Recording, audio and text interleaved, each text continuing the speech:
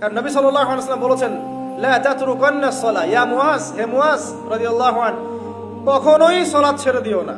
লা তাতরুকান্না সালাতাল মাকতুবাতা মুতাআম্মিদান, কোশ্চিন কালেও তোমার উপর ফরজ সালাতকে ছেড়ে দিও না। কারণ মান তারাকা সালাতা মুতাআম্মিদান ফাকাদ কাফার, যে ব্যক্তি ইচ্ছাকৃতভাবে ফরজ সালাতকে ছেড়ে দেয় সে ব্যক্তি যেন কুফরি করলো।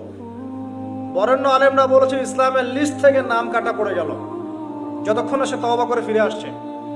ইমাম আবু হানিফা রাহিমাহুল্লাহ, আমাদের হানাফি মাযহাবের ইমাম, তিনি বলেছেন কেউ যদি নামাজ ছেড়ে দেয় তাকে 3 দিন জেলখানায় বন্দি করে রাখতে হবে এবং তাকে তওবা করতে বলতে হবে।